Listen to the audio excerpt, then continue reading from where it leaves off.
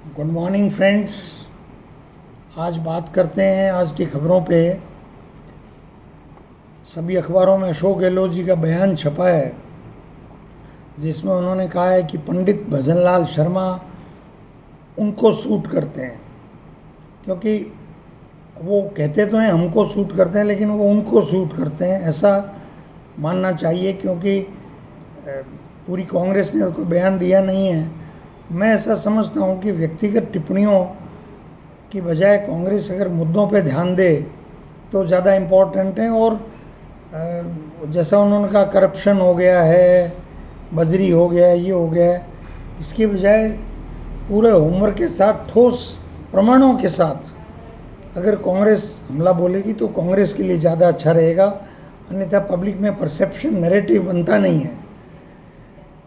बाकी तो उनके बयानों के जवाब भाजपा के नेताओं ने दे दिए, वो भी छपे हैं।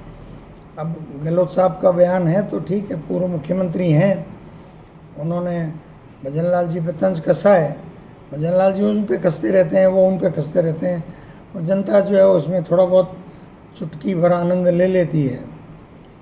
बाकी भजनलाल जी की सरकार कैसी चल रही, इस पर मैंने कल के वीडियो में भी डाला था, और अगली खबर पे के माध्यम से आप समझ पाएंगे कि रिया बड़ी की जो घटना हुई है जिसमें 12 लोगों को कैंपर के नीचे कुचलने का प्रयास किया गया, उसकी वास्तविक कहानी है कि वो जो 12 लोग हैं वो भी ट्रैक्टर ट्रॉली चलाते हैं, और वो बिना लीज़ की जो बजरी है उसका वो व्यापार करते हैं।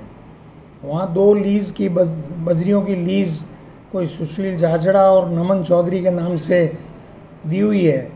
वो अपने डंपर्स वगैरह चलाते हैं। इन लोगों के बिजनेस या जो भी आर्थिक हित टकरा रहे हैं उसकी वजह से झगड़े हुए हैं। तो ये व्यापार की प्रतिस्पर्धा, अवैध और वैध दोनों ही तरह का मामला है। तब सरकार इस पे विचार करे कि बजरी का अवैध व्यापार जो ट्रैक्टर ट्रॉलियों के माध्यम से होता है, या हो सकता है कुछ लोग डंपरों से भी करते हों, तो उसकी कोई टास्क फोर्स बनेगी, कोई अलग पुलिस बनेगी, या क्या करना चाहती है। चुनाव आयोग ने कहा है कि मतदाता सूचियों का पुनरीक्षण पूरे देश में होगा और उसमें कोई गैर भारतीय शामिल नहीं रहेगा। तो क्या इतने चुनाव गैर भारतीयों समेत रहे थे? जन्म के प्रमाण पत्र मांग रहे हो, घर का अलॉटमेंट के कागज़ मांग रहे हो, पता नहीं क्या चुनाव आयोग और नरेंद्र मोदी करना चाहते हैं। मैं ऐसा मानता हूँ कि आधार कार्ड और इलेक्शन का जो मतदाता पहचान पत्र अगर किसी के पास है तो आपको परेशान नहीं करना चाहिए।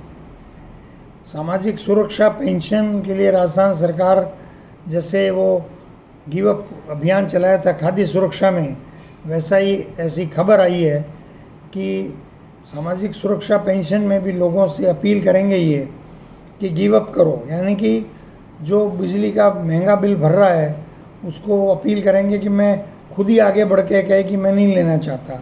थोड़ी सख्ती करेंगे। शायद ये कि अखबार में ही था कि जिसका 48,000 रुपये सालाना बिजली का बिल भरता है उसको पेंशन क्यों मिलनी चाहिए। तो अब ये जो भी सरकार अपना निर्णय लेती है, 90 लाख लोगों को फिलहाल पेंशन मिलती है।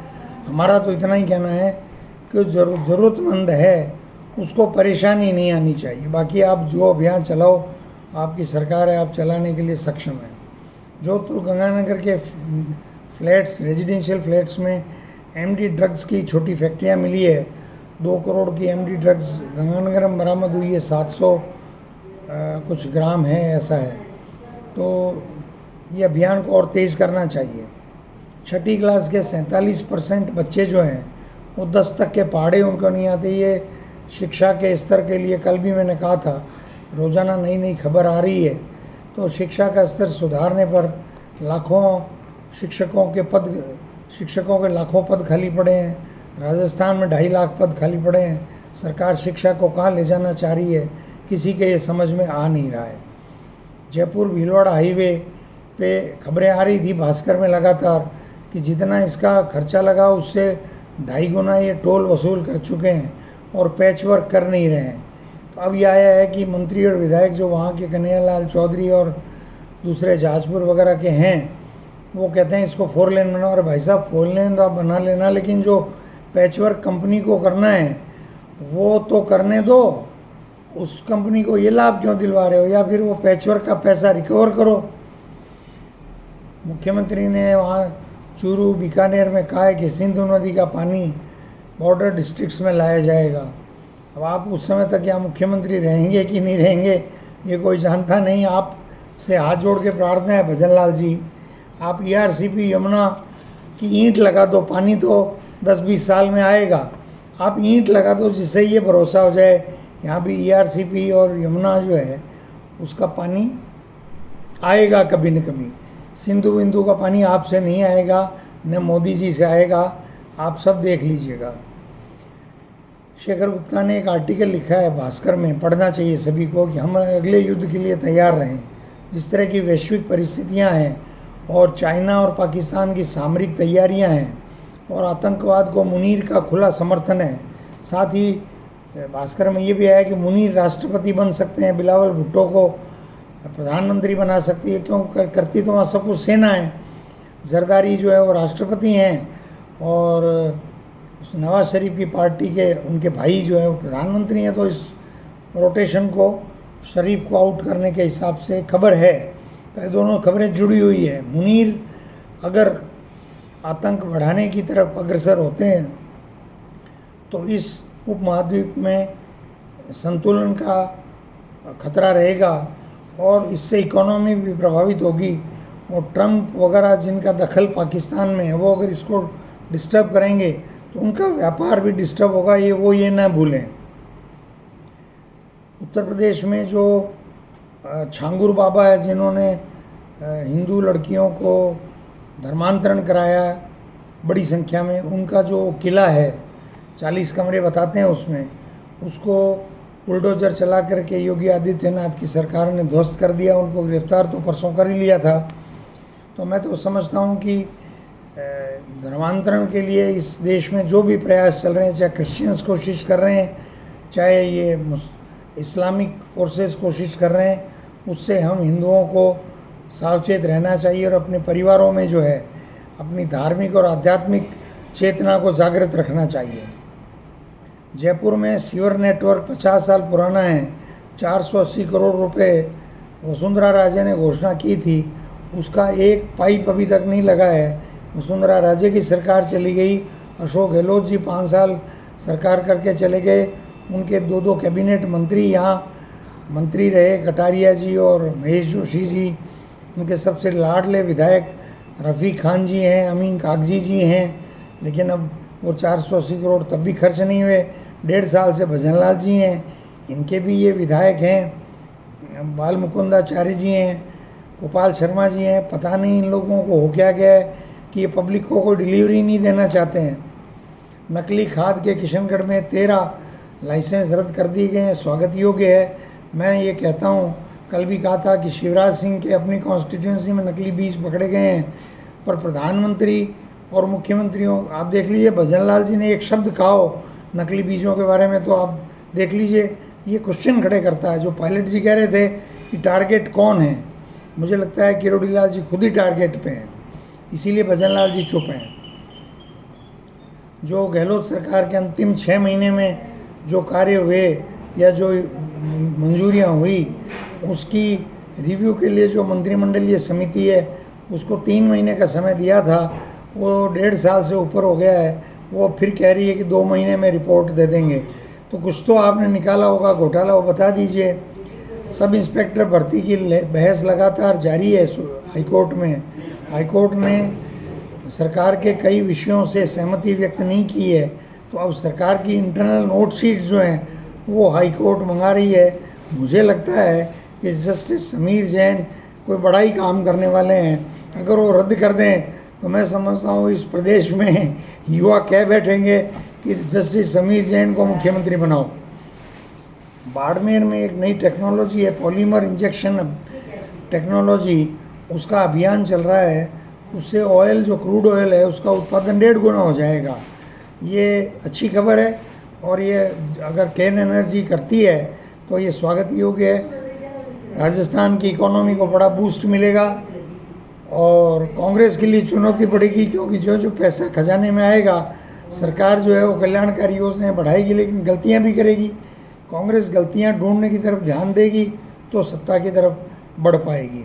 खरीफ की बुआई लक्ष्य से बहुत पीछे 59% बुआई केवल हो पाई है।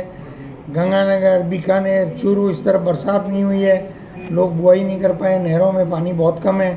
गंगानगर ज़िले पे भजन लाल शर्मा जी का कोई ध्यान नहीं है। किसान जो है वो आंदोलन पे आंदोलन कर रहे हैं, लेकिन कोई सुनवाई उनकी हो नहीं रही है।